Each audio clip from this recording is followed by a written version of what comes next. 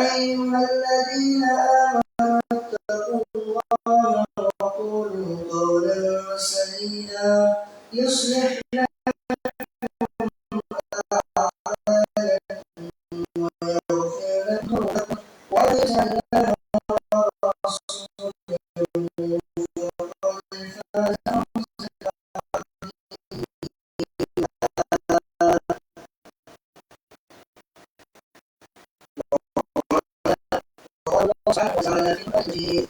أعوذ بالله من الشيطان الرجيم بسم الله الرحمن الرحيم أولئك يجزون الغرفة بما صبروا ويلقون فيها تحية وسلاما خالدين فيها حسنت مستقرا ومقاما. وقال رسول الله صلى الله عليه وسلم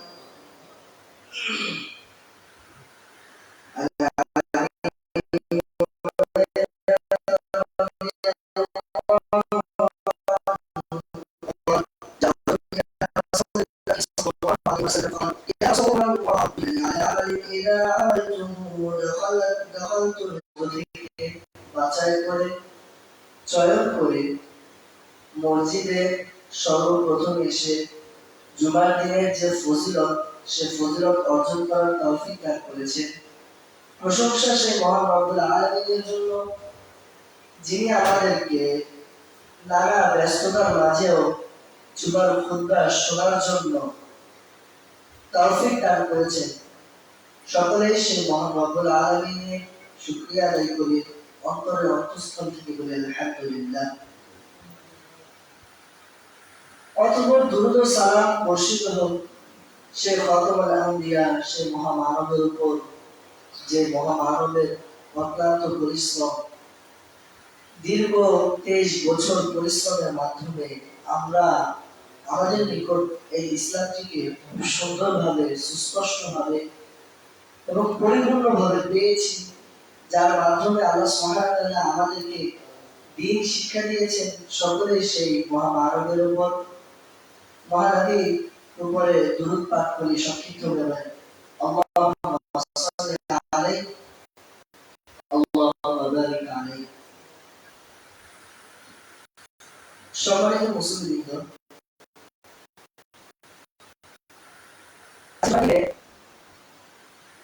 আমি আপনাদের নিকট যে বিষয়টি উপস্থাপনা করব সেটি হচ্ছে যে কোন কোন আমল করলে আল্লাহ সুবহানাহু ওয়া তাআলা আমাদের জন্য জান্নাতের ঘর নির্মাণ করবেন, কোন আমলের মাধ্যমে আমরা আল্লাহর নিকট ভালো প্রতিদান পাবো, উচ্চ মর্যাদা পাবো,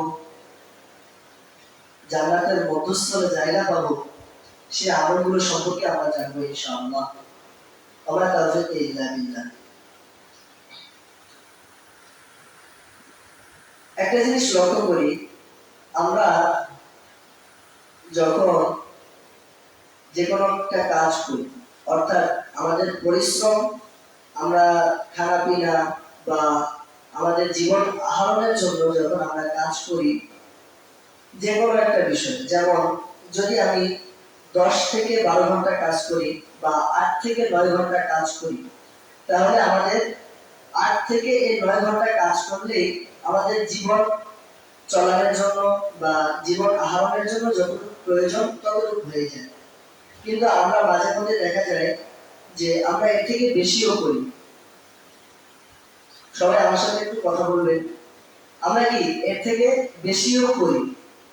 এর থেকে আমরা বেশিও করি যেন আমরা একটু টাকাটা ইনকাম করতে পারি বেশি। সাপোজ ধরেন যে এটা ঢাকার দিকে বেশি দেখা যায়, আমাদের গ্রামগঞ্জে খুব কম। যারা গার্মেন্টসে চাকরি করে বা যে কোনো একটা অফিসে চাকরি করে, দেখা যায় যে তাদের 6 থেকে অর্থাৎ 9টা থেকে বা 9টা পর্যন্ত 12 ঘন্টা ডিউটি, বা 9টা থেকে 5টা পর্যন্ত ডিউটি, এরকম 8 থেকে 9 ঘন্টা, 5 ঘন্টা, 6 ঘন্টা, 7 ঘন্টা এরকম ডিউটি থাকে। সে যদি তার ডিউটির বাইরে যেটা করে তার জন্য সেটা কি ওভার টাইম বলে আর কি। সেটা কি বলে তার জন্য? Over time. তাহলে কেউ যদি ওভারটাইম করে তার জন্য আলাদা পারিশ্রমিক তার রয়েছে। তেমন আল্লাহ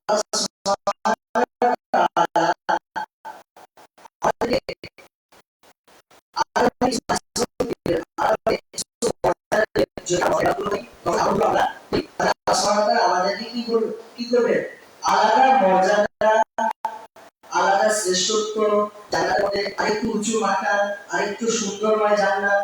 আমরা কি এরকম চাই যে আমাদের জান্নাতটা আরেকটু সুন্দর হোক? আল্লাহ রাসূল সাল্লাল্লাহু আলাইহি ওয়াসাল্লাম বলেন জান্নাতের মধ্যে, জান্নাতীদের মধ্যেও একটা আকাঙ্ক্ষা থেকে যাবে। কেমন আকাঙ্ক্ষা?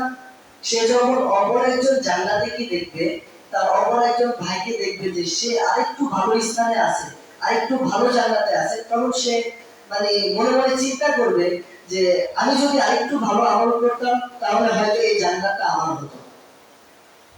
আমার কথাটা কি বুঝতে পারছেন? আমি যদি আরেকটু ভালো আমল করতাম তাহলে এই জান্নাতটা অবশ্যই হয়তো আমার হতো। তাহলে আমাদের মধ্যে একটা কি থাকবে, আফসোস থেকে যাবে। অর্থাৎ এই আফসোসটা যেন আমাদের না হয়, তাহলে আমাদের যতটুকু আমল করলে আমরা যেন আফসোস থেকে তো মুক্ত হওয়া যাবে না, কিন্তু জান্নাতের মধ্যে যে উচ্চ একটা মর্যাদা, সেই মর্যাদাটা যেন আমরা পাই। এই কারণে আজকের এই বিষয়বস্তুটা। তো আল্লাহ রাসূল সাল্লাল্লাহু আলাইহি ওয়াসাল্লাম এক হাদিসে বলছেন, আবু হুরায়রা রাদিয়াল্লাহু আনহু হতে বর্ণিত, আবু হুরায়রা রাদিয়াল্লাহু আনহু বলেন যে জাআ রাজুল ইলা রাসূলিল্লাহি সাল্লাল্লাহু আলাইহি ওয়াসাল্লাম, রাসূল সাল্লাল্লাহু আলাইহি ওয়াসাল্লামের নিকট এক লোক আসলেন।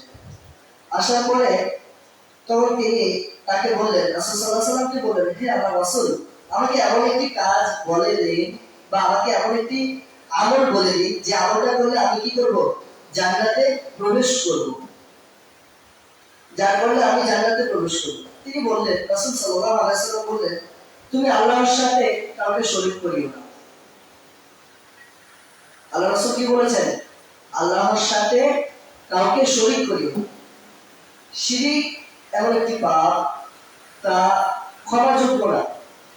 এই কারণে আল্লাহ রাসূল সাল্লাল্লাহু আলাইহি ওয়াসাল্লাম সর্বপ্রথম এটাই বললেন যে তুমি আল্লাহর সাথে কাউকে শরীক করিও না, তার সঙ্গে কাউকে শরীক করিও না, এবং সালাত কায়েম করো, যাকাত আদায় করো, এবং রমজান মাসে সিয়াম রাখো। লোকটি বলল, ইয়া রাসূলুল্লাহ, সেই সত্তার কসম, লোকটি এভাবে বলল, সেই সত্তার কসম যার হাতে আমার প্রাণ, আমার প্রাণ যার হাতে, আমি তার কসম করে বলছি, অর্থাৎ আল্লাহর কসম করে আমি বলছি যে আমি এর থেকে কোনো কিছু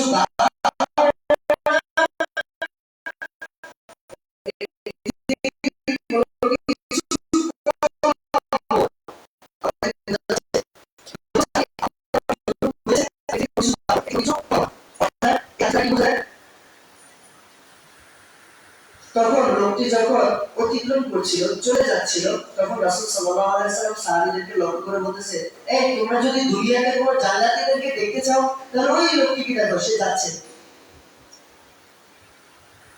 অর্থাৎ এই হাদিসটার দ্বারা আমাদের নফল ইবাদতের কথা বলা হয়, বলা হয়েছে যে ফরজ যে ইবাদতগুলো আছে, কি আল্লাহর সাথে শিরিক না করা, মানে কি লা ইলাহা ইল্লাল্লাহ সাক্ষ্য দেওয়া, তারপর কি সালাত আদায় করা, যাকাত প্রদান করা, এবং কি রমজান মাসে সিয়াম পালন করা। তখন পর্যন্ত হজের বিধানটা কি হয়নি, আসেনি, তাই এই হাদিসের মধ্যে কি নেই, ওটা বর্ণনা নেই। তাহলে কেউ যদি ফরজ যে আমলগুলো আছে শুধু সেগুলোই যদি সে পালন করে তাহলে সে জান্নাতে প্রবেশ করতে পারবে। কি ফরজ যে আমলগুলো আছে, ফরজ আমল কি, সাক্ষ্য দেওয়া, এটা তো সর্বপ্রথম। পরে কি, যে পরে হচ্ছে সালাত আদায় করা। সালাত বলতে এখানে নফল সালাতের কথা না, 5 ওয়াক্ত যে সালাত আমাদের উপর ফরজ করা হয়েছে, দৈনন্দিন 17 রাকাত যে ফরজ সালাত আমাদের উপর ফরজ করা হয়েছে, সেই সালাতগুলোর কথা বলা হয়েছে। সেই সালাতগুলোর কথা বলা হয়েছে যে যদি সালাত আদায় করো, আর কি করো, যাকাত প্রদান করো, এবং রমজান মাসে সিয়াম পালন করো। অর্থাৎ ফরজ যে আমলগুলো আছে এই আমলগুলোর কথাই আমাদেরকে কি করা হয়েছে, বলা হয়েছে। তাহলে কেউ যদি ফরজ যে আমলগুলো আছে, দৈনন্দিন 17 রাকাত যে ফরজ সালাত আছে, সে যদি এই ফরজ সালাতটা আদায় করে তাহলে সে কি করবে, জান্নাতে প্রবেশ করবে। আর যদি যাকাত প্রদান করে, যাকাতের সময় যাকাত প্রদান করে, তারপরে যাকাত ফরজ হলে যাকাত প্রদান করে, তাহলে সে জান্নাতে প্রবেশ করতে পারবে। আর রমজান মাসে সে সিয়াম পালন করলে, যে ফরজ সিয়ামগুলো, রমাদানের কথা এখানে বিশেষভাবে বলা হয়েছে। আমার দিকে একটু লক্ষ্য করেন, রমাদানের কথা এখানে বিশেষভাবে বলা হয়েছে যে রমাদানের মাসে যদি সে সিয়াম পালন করে তাহলে সে কি জান্নাতে প্রবেশ করবে। তাহলে আমরা আমাদের ফরজ ইবাদত গুলো করলে আমরা কি জান্নাতে প্রবেশ করতে পারবো। তাহলে আমরা যদি আমাদের জান্নাতটাকে আরেকটু সৌন্দর্যমণ্ডিত করতে চাই, আরেকটু সুন্দর করতে চাই, তাহলে আমাদের কি করতে হবে? আমাদের নফল ইবাদত গুলো করতে হবে। তাহলে আমরা এখন নফল ইবাদতের দিকে আমাদেরকে ঝুঁকতে হবে। আমাদের দিকে একটু লক্ষ্য করেন, আমার দিকে লক্ষ্য করেন। নফল ইবাদত গুলো আমাদেরকে কি করতে হবে? বেশি বেশি আদায় করতে হবে। আল্লাহ আল্লাহ সুবহানাহু ওয়া তাআলা কোরআনুল কারীমের মধ্যে বলেছেন যে জান্নাতে কেউ যদি তার ঘর নির্মাণ করতে চায়,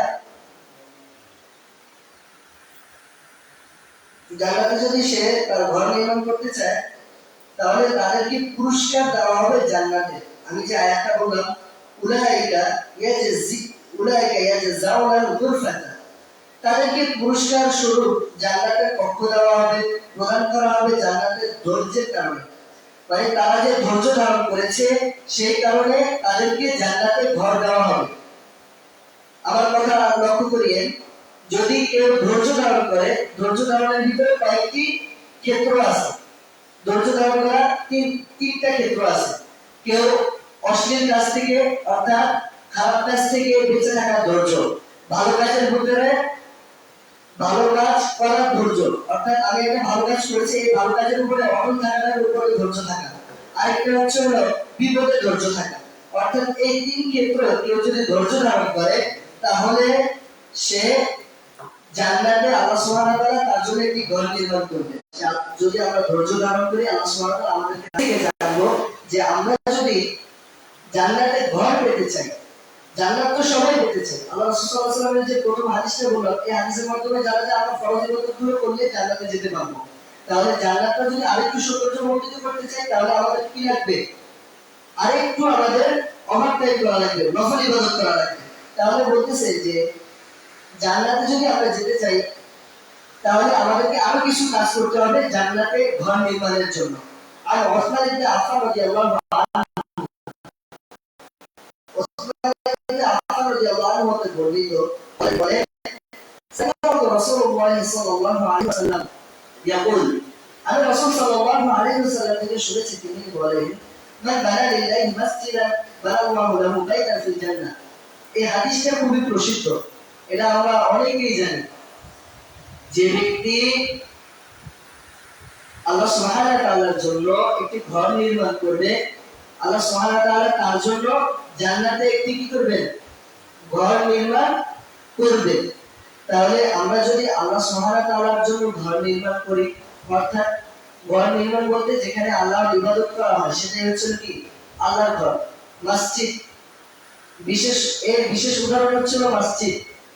আর এর আরেকটা গুরুত্ব বোঝা যায় এই হাদিসে, যে আমরা যদি ইখলাস, মনের বিশুদ্ধতা থেকে যদি আমরা আমল করি, অর্থাৎ সাদাকা করি, তাহলে এই সাদাকাটা আমাদের জান্নাতে যাওয়ার কারণ হবে। অপর হাদিসে, দ্বিতীয় নম্বর হাদিসে আল্লাহ রাসূল সাল্লাল্লাহু আলাইহি ওয়াসাল্লাম থেকে বর্ণনা করেছেন উম্মে হাবিবা। রাসূল সাল্লাল্লাহু আলাইহি ওয়াসাল্লাম বলেন, যে ব্যক্তি দিনে ও রাতে 12 রাকাত সালাত আদায় করবে, আমার কথা বুঝিয়ে, যে ব্যক্তি দিনে ও রাতে 12 রাকাত সালাত আদায় করবে, তার জন্য আল্লাহ সুবহানাহু ওয়া তাআলা জান্নাতে একটি ঘর নির্মাণ করবে। সুবহানাল্লাহ, সুবহানাল্লাহ বলি না আমরা? আল্লাহ রাসূল সাল্লাল্লাহু আলাইহি ওয়াসাল্লাম বলেছেন, যে ব্যক্তি একবার সুবহানাল্লাহ বলবে, আসমান থেকে জমিন পর্যন্ত যতটুকু পার্থক্য বা যতটুকু এই খালি জায়গা রয়েছে, এই খালি জায়গাগুলো আল্লাহ সুবহানাহু ওয়া তাআলা ভরাট করে দিবেন। সুবহানাল্লাহ বিনিময়, সুবহানাল্লাহ। একটু জোরে বলার চেষ্টা করব আমরা। অর্থাৎ কেউ যদি দিনে ও রাতে 12 রাকাত সালাত আদায় করে, 12 রাকাত সালাত বলতে এখানে সুন্নাত সালাতগুলোর কথা বলা হয়েছে। সুন্নাত যে সালাতগুলো আছে, যেমন ফজরের 2 রাকাত সুন্নাত, ফজরের কয় রাকাত সুন্নাত? ফরজের পূর্বে যে 2 রাকাত সুন্নাত রয়েছে সেই 2 রাকাত সুন্নাত। তারপর হচ্ছে জোহরের পূর্বে 4 রাকাত সুন্নাত এবং জোহরের পরে 2 রাকাত সুন্নাত। কত হলো? মোট 8 রাকাত। কত হলো? ফজরের 2 রাকাত, জোহরের 6 রাকাত, কত হলো? 8 রাকাত। তারপর হচ্ছে মাগরিবের পরে, মাগরিবের ফরজ সালাতের পরে যে 2 রাকাত সুন্নাত রয়েছে সেই 2 রাকাত সুন্নাত সালাত, কত হলো? 10। তারপর হচ্ছে এশারের পরে, এশার পর 2 রাকাত, এশার ফরজ সালাতের পরে 2 রাকাত সুন্নাত, কত হলো? 12 রাকাত। এই 12 রাকাত সালাত যদি কেউ আদায় করে আল্লাহ সুবহানাহু ওয়া তাআলা তার জন্য জান্নাতে ঘর নির্মাণ করবেন। অর্থাৎ এই হাদিস দ্বারা আমরা বুঝতে পারি যে আমাদেরকে সুন্নাত আমলগুলো আমাদেরকে এমন ভাবে ধরতে হবে যেন আমরা এর থেকে সরে না যাই, আমরা যেন এর থেকে ছিটকে পড়ে না যাই। আল্লাহ আমাদেরকে সেই তৌফিক দান করুন, আমিন। আমরা যদি জান্নাতে যেতে চাই এই আমলগুলো করার জন্য আমাদের এত বেশি শক্তি প্রয়োজন হয় না, একটু ইচ্ছার প্রয়োজন, ইখলাসের প্রয়োজন, একটু ইচ্ছার প্রয়োজন। আমি যদি চাই তাহলে আমি সবাইকে আদায় করতে পারি। হয়তো আমরা একটু ব্যস্ততা হচ্ছে না আমাদের নিজেদের উপরে। যদি আমি মনে করি যে আমি এখন সবাইটা আদায় করে পরে যাই, আমার একটু ব্যবসা একটু কম হোক, একটু কম উপার্জন করি, কিন্তু আল্লাহ দেখবেন অন্য দিক দিয়ে আমাদেরকে খুব বাড়িয়ে দিচ্ছে। অন্য দিক দিয়ে আল্লাহ সুবহানাহু ওয়া তাআলা আমাদেরকে এমন নিয়ামত দিবেন আমরা বুঝতে পারবো না। অর্থাৎ সুন্নাত সালাতগুলো, সুন্নাত আমলগুলো করার চেষ্টা করব আমরা ইনশাআল্লাহ। আল্লাহ সুবহানাহু ওয়া তাআলা আমাদেরকে তৌফিক দান করুন, আমিন।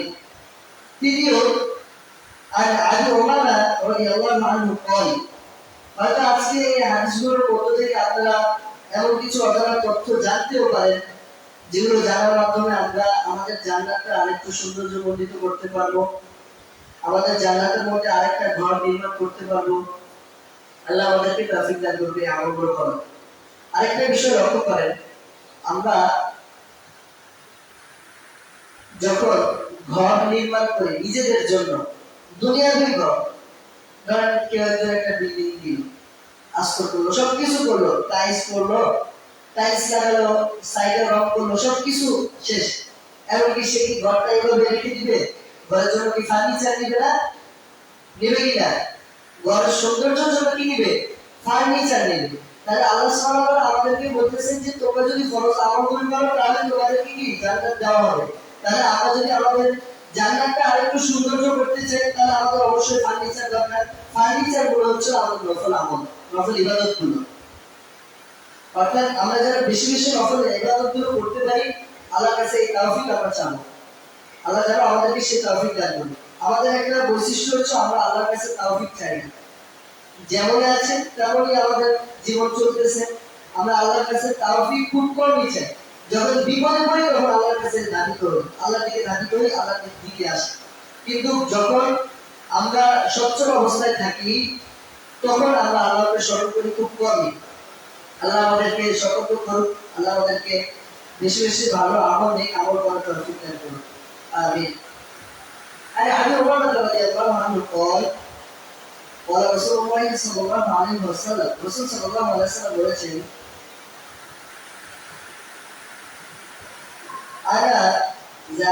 আনা যাইমুন বিবাইতিন ফি রাদাদি জান্না লিমান তারাকাল লিরা ওয়া ইন কানা মুহিক্কান। রাসূল সাল্লাল্লাহু আলাইহি ওয়াসাল্লাম বলেছেন যে আমি জান্নাতের প্রান্তে একটি ঘরের জামিন দিচ্ছি। রাসূল সাল্লাল্লাহু আলাইহি ওয়াসাল্লাম বলেছেন যে একটি ঘর তোমাদের হবে, একটি ঘর তোমাদের হবে, আমি তোমাদের জন্য জামিনদার থাকবো। কোন ঘরের জন্য, কার জন্য জামিনদার হবে? রাসূল সাল্লাল্লাহু আলাইহি ওয়াসাল্লাম বলতেছেন যে তার জন্য আমি জামিনদার হব যে ব্যক্তি তর্ক পরিহার করে, তর্ক থেকে বেঁচে থাকে। অর্থাৎ সে তর্ক বিতর্ক করলো না, ঝগড়ার মধ্যে লিপ্ত হলো না। পরে বলতেছে যদিও সে কি হয়, সঠিক হয়। এটা কিন্তু আমাদের জন্য খুব কষ্টকর বিষয়, আমরা এই জিনিসটা পারি না। আমি হক, এটা মানুষের সামনে আমার উপস্থাপনা করতে হবে, আমি সঠিকের উপরে রয়েছি, ঠিক আছে, কিন্তু আমি যদি এখানে সঠিকটা তাকে বলি তার সাথে আমার ঝগড়া হওয়ার সম্ভাবনা বেশি, তর্ক হওয়ার সম্ভাবনা বেশি। এই ক্ষেত্রে আমরা তর্ক করতে রাজি, কিন্তু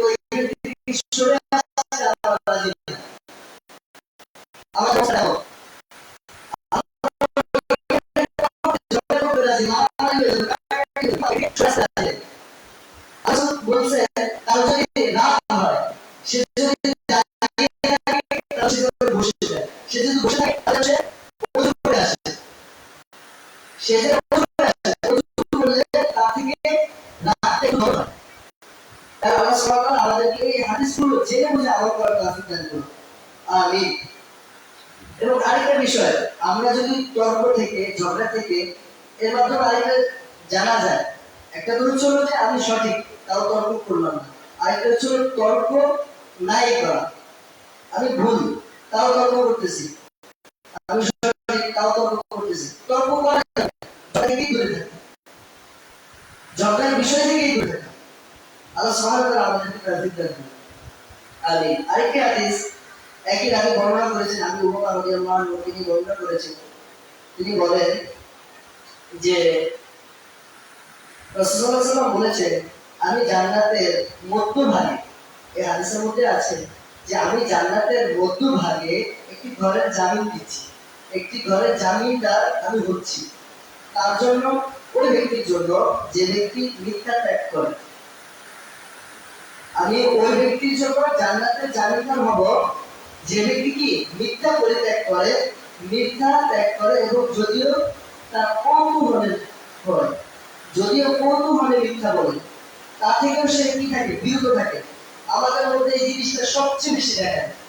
আমরা আরেকজনকে খুশি করার জন্য মিথ্যা বলতে আছি অবিরাম, মানুষদেরকে খুশি করার জন্য, নিজের প্রতিবেশীকে খুশি করার জন্য, বন্ধু বান্ধবদেরকে খুশি করার জন্য, তারপর নিজের এমন লোককে খুশি করার জন্য যাকে মন থেকে আমি খুব ভালো চাই, তাকে খুশি করার জন্য আমি মিথ্যা বলি।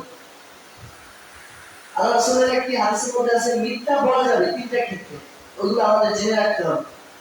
তিনটা ক্ষেত্রে, এক হচ্ছে নিজের স্ত্রীর কাছে, দ্বিতীয় হচ্ছে হলো দুইজনের মাঝখানে ঝগড়া হয়েছে, সেই ঝগড়া মীমাংসা করার ক্ষেত্রে,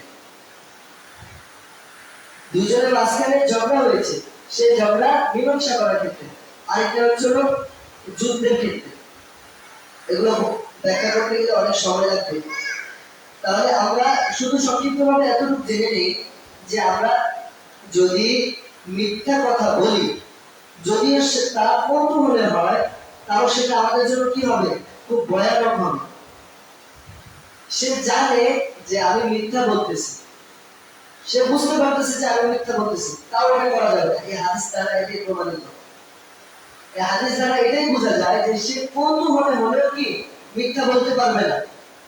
আল্লাহ সুবহানাহু ওয়া তাআলা আমাদেরকে মিথ্যা পরিত্যাগ করার তৌফিক দান করুন, আমিন।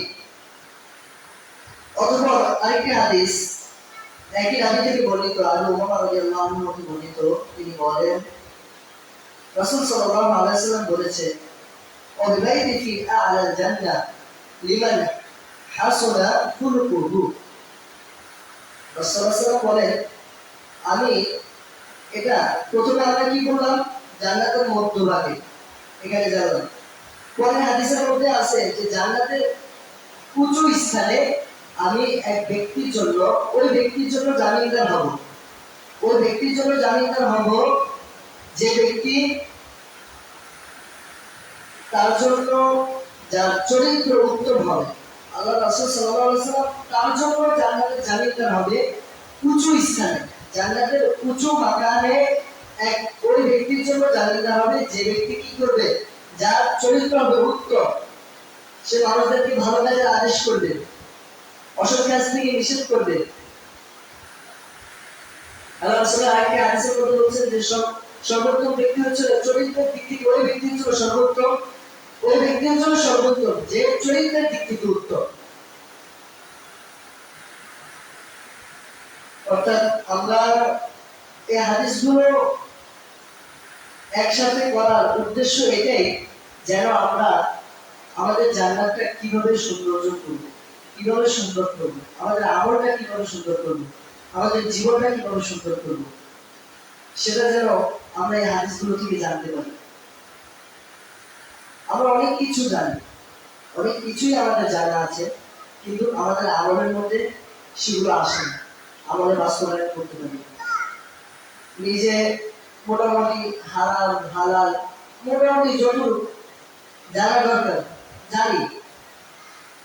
আপনার যারা কিস্তি নেয় তাদেরকে যদি আপনি জিজ্ঞাসা করেন যে ভাই এই কাজটা তো হারাম, তুমি কেন করতেছো, বলবে যে হ্যাঁ ভাই জানি কিন্তু পারতেছি না, এটা আল্লাহর পক্ষ থেকে একটা পরীক্ষা।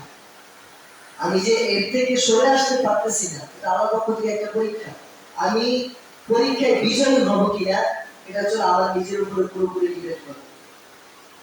আমি যদি মনের মধ্যে দৃঢ়তা নিয়ে আসি তাহলে অবশ্যই সম্ভব আমি একটা ভালো কাজ করা, ভালো আমল করা। আল্লাহ আমাদেরকে তৌফিক দান করুন।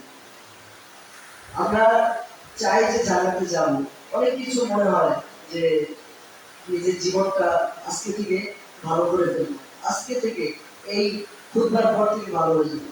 কিন্তু আমাদের হাইস্ট গেলে কতক্ষণ, 10 মিনিট, 15 মিনিট, আধা ঘন্টা বা এক সলাপ থেকে আরেক সলাপ, এতটুকু পর্যন্ত ঠিক থাকে। পরবর্তীতে যখন একজন অপর আরেকজন ব্যক্তির সাথে মিলিত হয়ে যে একটু বদ মানুষ, তখন আবার আমরা তার মতো হয়ে যাই। আমাদের অবস্থা হয়েছে এমন। এই কারণে আল্লাহ রাসূল বলেছেন যে খারাপ লোকদের থেকেও বেঁচে থাকতে, যারা খারাপ হয়ে যাচ্ছে তাদের থেকেও বেঁচে থাকা উচিত। আল্লাহ আমাদেরকে তৌফিক দান করুন। আমিন। আরেকটি হাদিস عن معاذ بن انس رضي الله عنه قال তিনি বলেন রাসূল সাল্লাল্লাহু আলাইহি ওয়াসাল্লাম বলেছেন, মান ক্বারা, যে ব্যক্তি পাঠ করবে কুল হুয়াল্লাহু আহাদ 10 মাররাতান বানা লিল্লাহি লাহু আসরা ফিল জান্নাহ। মুআয ইবনে আনাস রাদিয়াল্লাহু আনহু হতে বর্ণিত, রাসূল সাল্লাল্লাহু আলাইহি ওয়াসাল্লাম বলেন, যে ব্যক্তি সূরা ইখলাস 10 বার পাঠ করবে, এগুলো সবগুলো সহিহ হাদিস আর হাসান হাদিসের মধ্যে। যে ব্যক্তি সূরা ইখলাস 10 বার পাঠ করবে, আল্লাহ তাআলা তার জন্য জান্নাতে একটি ঘর নির্মাণ করবেন। সুবহানাল্লাহ। অর্থাৎ এটা করতে কিন্তু আমাদের বেশি কিছু লাগে না। সূরা ইখলাসটা আমরা 10 বার পাঠ করলেই আমাদের জন্য জান্নাতে কি হয়ে যাচ্ছে, একটি ঘর নির্মাণ হয়ে যাচ্ছে। জান্নাত তো আছেই, জান্নাতের মধ্যে আলাদা আরেকটি প্রাসাদ নির্মাণ হয়ে যাচ্ছে আমাদের জন্য, আমরা যদি সূরা ইখলাসটা 10 বার পাঠ করি। অর্থাৎ আল্লাহকে স্মরণ করা। এই হাদিসের মাধ্যমে আমরা এটাও জানতে পারি সূরা ইখলাসের মধ্যে পুরোটাই কিন্তু আল্লাহর তাওহীদের বিষয় বর্ণনা করা হয়েছে। সূরা ইখলাসের মধ্যে কি পুরোটাই আল্লাহর তাওহীদের বিষয় বর্ণনা করা হয়েছে। অর্থাৎ আল্লাহর তাওহীদের উপরে যদি কেউ অটল থাকে, আল্লাহর তাওহীদকে স্মরণ করে যদি কেউ আমল করে, তাহলে সে জান্নাতে যেতে পারে। আল্লাহ সুবহানাহু ওয়া তাআলা আমাদেরকে আমল করার তৌফিক দান করুন। জান্নাতে যাওয়া, জান্নাতে ঘর নির্মাণ করা আরেকটি হাদিস।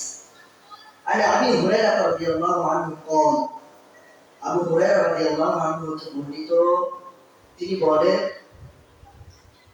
قال রাসূলুল্লাহ সাল্লাল্লাহু আলাইহি ওয়াসাল্লাম, রাসূল সাল্লাল্লাহু আলাইহি ওয়াসাল্লাম বলেছেন, মান নাযাফাল মাসজিদা বানাল্লাহু লাহু বাইতান ফিল জান্নাহ। এই হাদিসগুলো আমাদের জানা আছে কিনা আমি জানি না। যে ব্যক্তি, আল্লাহ রাসূল সাল্লাল্লাহু আলাইহি ওয়াসাল্লাম বলেছেন যে ব্যক্তি মসজিদ পরিষ্কার করে, মসজিদে ঝাড়ু দেয়, মসজিদের দেখভাল করে, মসজিদে দেখাশোনা করে, ওই ব্যক্তির জন্য আল্লাহ সুবহানাহু ওয়া তাআলা জান্নাতে একটি ঘর নির্মাণ করেন। এটা ইবনে মাজাহ হাদিস। সুবহানাল্লাহ।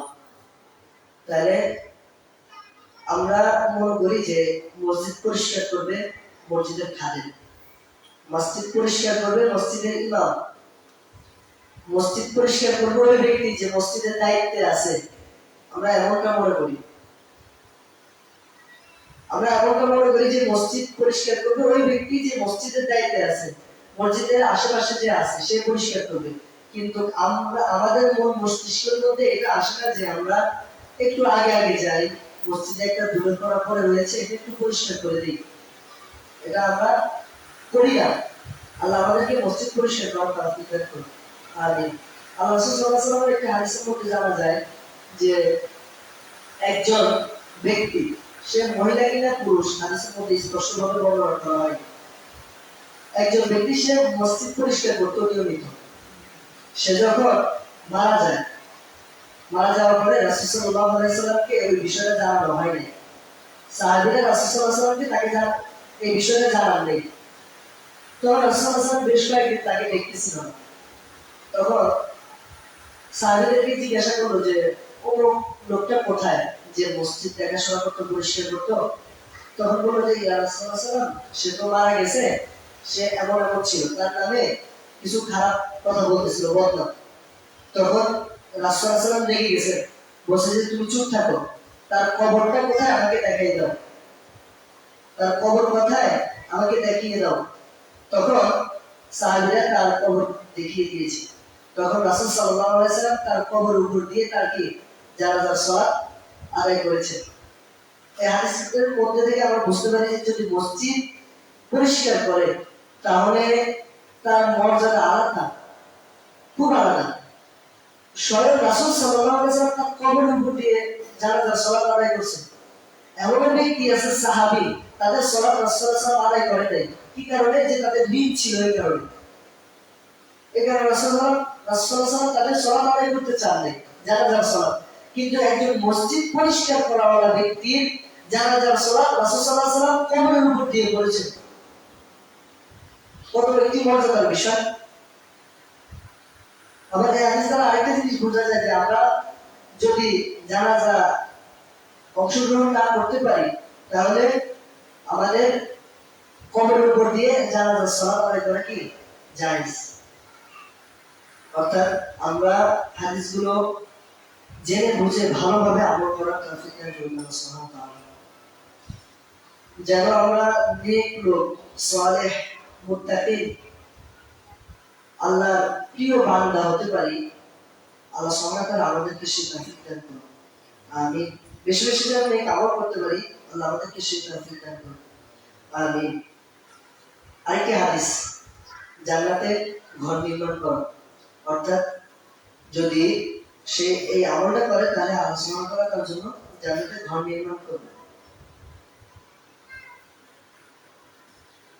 عن عمر بن الخطاب رضي الله عنه قال قال رسول الله صلى الله عليه وسلم من دخل السوق فقال لا اله الا الله وحده لا شريك له له الملك وله الحمد يحيي ويميت وهو حي لا يموت بيده الخير وهو على كل شيء قدير بنى الله بيتا في الجنة। অর্থাৎ এই দোয়াটা আমরা শিখে রাখবো, কারণ আমাদের কিন্তু বাজারে যাওয়া প্রয়োজন হয়। অর্থ বলি, আল্লাহ রাসূল সাল্লাল্লাহু আলাইহি ওয়াসাল্লাম বলতেছেন যে ব্যক্তি বাজারে প্রবেশ করে বলবে, অর্থাৎ বাজারে প্রবেশ করার সময় বলবে, এই দোয়াটা পাঠ করবে, আল্লাহ সুবহানাহু ওয়া তাআলা তার জন্য জান্নাতে একটি ঘর নির্মাণ করবে।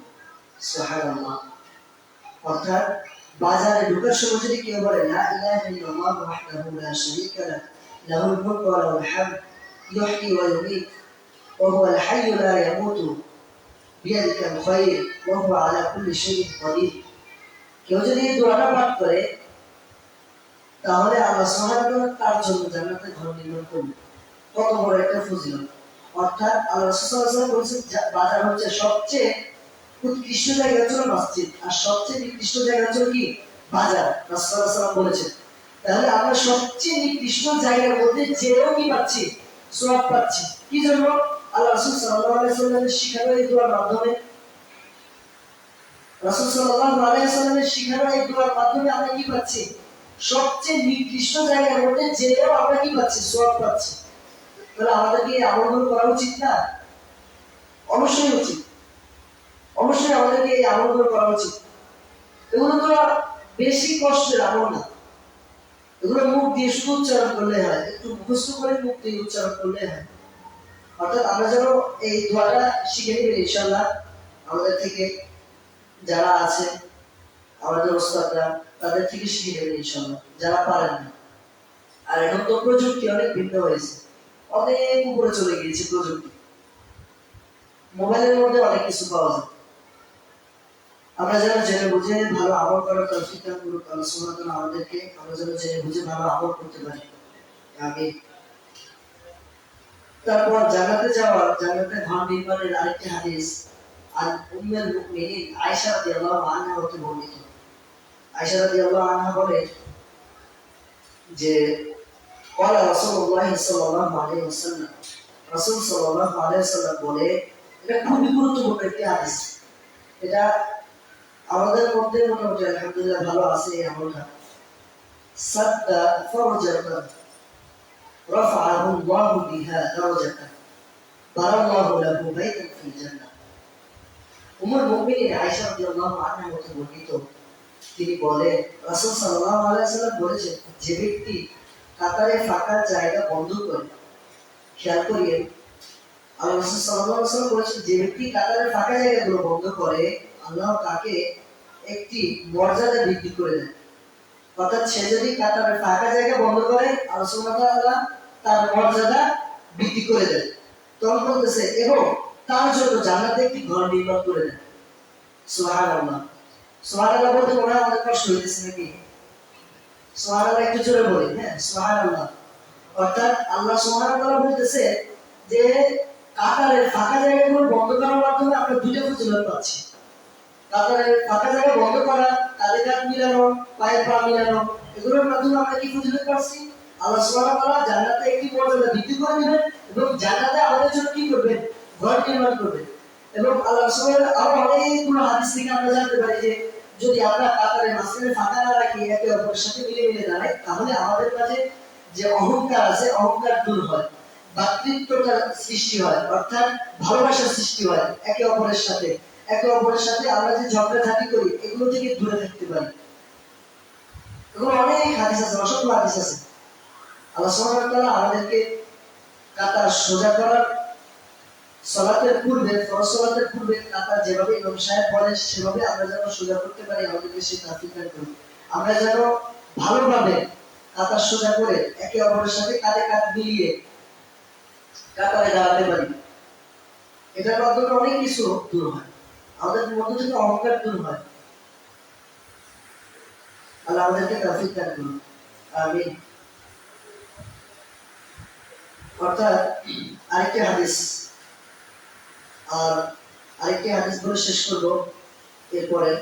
আর আবি মুসা রাদিয়াল্লাহু আনহু قال قال رسول الله صلى الله عليه وسلم, আবু মুসা রাদিয়াল্লাহু আনহু হতে বর্ণিত, মান সাল্লাত দুহা আরবাআন ওয়া ক্বাবলা আল-আওলা আরবাআন বুনিয়া লাহু বাইতুন ফিল জান্নাহ। এটা খুব গুরুত্বপূর্ণ, ফজিলত একই। আমাদের আজকে বিষয়বস্তুই হচ্ছে যে আমলগুলো করলে আল্লাহ সুবহানাহু ওয়া তাআলা আমাদের মর্যাদা বৃদ্ধি করবেন, জান্নাতে ঘর নির্মাণ করবেন, বিশাল স্পেশাল ঘর, যেটা জান্নাত তো পাবোই, কিন্তু স্পেশালি ঘর পাবো জান্নাতে করতে হবে। আবু মুসা রাদিয়াল্লাহু আনহু বর্ণিত, তিনি বলেন, রাসূল সাল্লাল্লাহু আলাইহি ওয়াসাল্লাম বলেছেন, যে ব্যক্তি চারটি সালাত 4 রাকাত পড়ে, অর্থাৎ দুহা, দুহা সালাত মানে হচ্ছে ইশরাকের সালাত, ফজরের পরে, ফজরের পরে যে সালাত, ফজর সূর্য থেকে সালাত আদায় করি, সেটাকে চারটি সালাত বা দুহা সালাত নাম রয়েছে। অর্থাৎ কেউ সালাত আগে এবং জোহরের আগে যে 4 রাকাত সালাত আছে, জোহরের আগে, জোহরের ফরজ সালাতের আগে যে 4 রাকাত সুন্নাত সালাত আছে, জোহরের ফরজ সালাতের পূর্বে 4 রাকাত যে সুন্নাত সালাত রয়েছে, এই সালাতগুলো যদি কেউ আদায় করে, আল্লাহ রাসূল সাল্লাল্লাহু আলাইহি ওয়াসাল্লাম বলতেছেন, আল্লাহ সুবহানাহু ওয়া তাআলা জান্নাতে তার জন্য একটি ঘর নির্মাণ করবেন। সুবহানাল্লাহ। তাহলে আমরা যদি 4টি সালাত আদায় করি বা ইশরাকের সালাত আদায় করি, তাহলে আমাদের জন্য আল্লাহ সুবহানাহু ওয়া তাআলা জান্নাতে একটি ঘর নির্মাণ করবেন। এবং জোহরের পূর্বে 4 রাকাত সালাত আদায় করলে আল্লাহ সুবহানাহু ওয়া তাআলা আমাদের জন্য জান্নাতে ঘর নির্মাণ করবেন।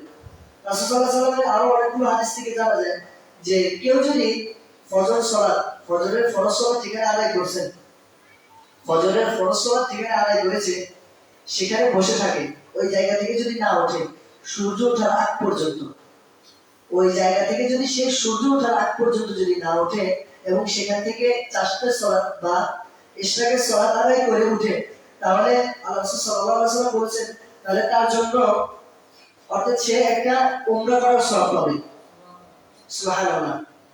তাহলে সে, আমরা উমরা করার জন্য অনেক টাকা খরচ করে যাই, করি না? উমরা করার জন্য টাকা খরচ করে যাই কিনা? তাহলে আমি যদি জায়গায় বসে উমরার সওয়াব পাই, তাহলে এটা কি আমার জন্য সৌভাগ্যের বিষয় না? এটা কি আমার জন্য সৌভাগ্যের বিষয় না যে আমি জায়গায় বসে উমরার সওয়াব পাচ্ছি? তো আমার উমরার সওয়াবটা কি কবুল, গ্রহণযোগ্য? অর্থাৎ আমি এত টাকা খরচ করে যদি উমরা করতে যাই, সে উমরাটা কি আল্লাহর নিকট কবুল হবে কিনা সেটা আমি জানি না। কিন্তু আমি যদি ফরজ সালাত, ফজরের ফরজ সালাত আদায় করার পর ওইখানে বসে থেকে সূর্য ওঠার অপেক্ষা করে কোরআন তেলাওয়াত করলাম, তাসবিহ তাহলিল করলাম এতক্ষণ পর্যন্ত। তাসবিহ তাহলিল করার পরে কোরআন তেলাওয়াত করার পরে সূর্য ওঠার পরে আমি যদি চারটা সালাত করে বের হই, তাহলে আমি কবুল ওমরা করার কি পাবো? সওয়াব পাবো। সুবহানাল্লাহ। আল্লাহ সুবহানাহু ওয়া তাআলা আমাদেরকে জেনে বুঝে আমল করার তৌফিক দান করুন। আমরা যেন সঠিক আমলটা সঠিক আকীদার উপর থেকে সঠিক বুঝে আমরা যেন আমল করতে পারি, আল্লাহ সুবহানাহু ওয়া তাআলা আমাদেরকে সেটা তৌফিক দান করুন। আমিন আমিন। ওয়া আখিরু দাওয়ানা আলহামদুলিল্লাহি রাব্বিল আলামিন।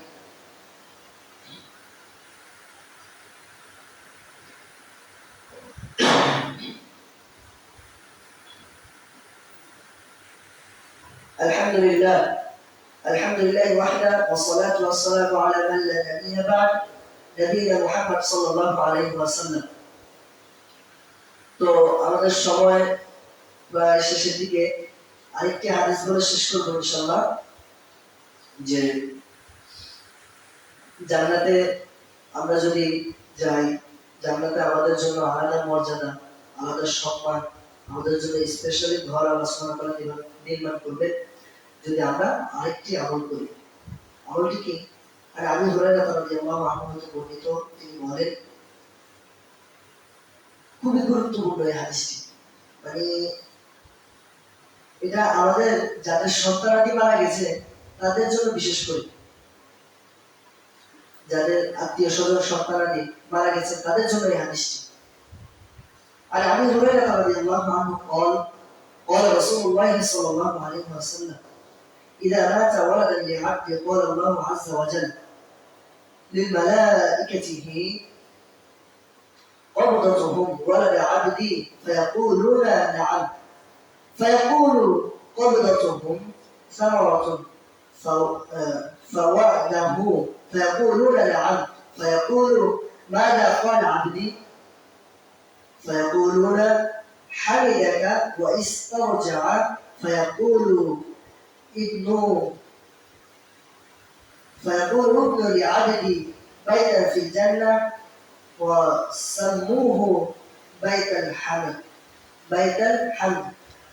অর্থাৎ আবু হুরায়রা রাদিয়াল্লাহু আনহু হতে বর্ণিত এই হাদিসটি আবু হুরায়রা রাদিয়াল্লাহু আনহু তিনি বর্ণনা করেছেন যে রাসূল সাল্লাল্লাহু আলাইহি ওয়াসাল্লাম বলেছেন, যখন কোন বান্দার যখন সন্তান মারা যায়, তখন আল্লাহ তাআলা তার মালায়েকাদেরকে জিজ্ঞাসা করেন, তোমরা কি আমার বান্দার সন্তানকে কবজ করেছো? আল্লাহ সুবহানাহু ওয়া তাআলা ফেরেশতাদেরকে প্রশ্ন করেন, তোমরা কি আমার অমুক বান্দার একটি সন্তানকে জান কবজ করে নিয়ে এসেছো তোমাদের নিকট?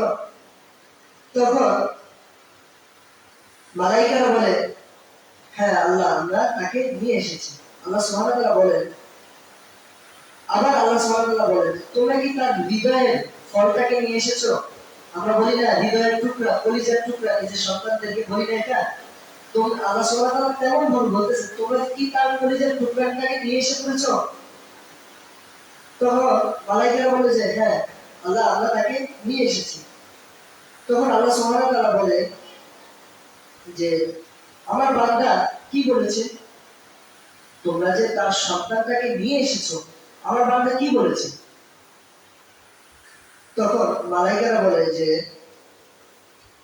সে আপনার প্রশংসা করেছে। আল্লাহু আকবার। কি বলছে? আমরা কিন্তু এটা পারি না। মানে বলতেছে সে আপনার প্রশংসা করেছে, সে আপনার প্রশংসা করেছে, আমরা তার কলিজার টুকরাকে নিয়ে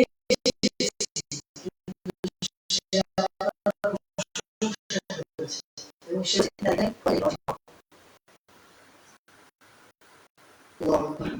মানে আল্লাহ সুবহানাহু ওয়া তাআলা বলেছেন, রাসূলুল্লাহ বলেছেন যে আল্লাহ তাআলা বলেন যে আমার বান্দার জন্য জান্নাতে একটি ঘর নির্মাণ করো। মালায়েকাদেরকে আল্লাহ সুবহানাহু ওয়া তাআলা আদেশ করতেছে, আমার ওই বান্দার জন্য জান্নাতে একটি ঘর নির্মাণ করো, যার কলিজার টুকরাকে আমি নিয়ে এসেছি, তাও সে আমার প্রশংসা করেছে এবং সে বলেছে ইন্না লিল্লাহি ওয়া ইন্না ইলাইহি রাজিউন। আমি তার কলিজার টুকরাকে নিয়ে এসেছি, সে আমার প্রশংসা করেছে। তাহলে এখানে কি ইখলাস কতটুকু, তার আল্লাহর প্রতি বিশ্বাস কতটুকু? তাওয়াক্কুল কত? আমাদের সামান্য সন্তান না, আমাদের আত্মীয় স্বজন মারা গেলেও আমরা মানে বলি যে আল্লাহ, মানে আল্লাহর উপরে হতাশ হয়ে যায়। কেউ তো এমন আছে যে আল্লাহ সুবহানাহু ওয়া তাআলাকে গালি দেওয়া শুরু করে। আল্লাহ আমাদেরকে এর থেকে বাঁচার তৌফিক দান করুন, আমিন। অর্থাৎ এই বিপদে, এটা কিন্তু তার একটা বিপদ, পরীক্ষা।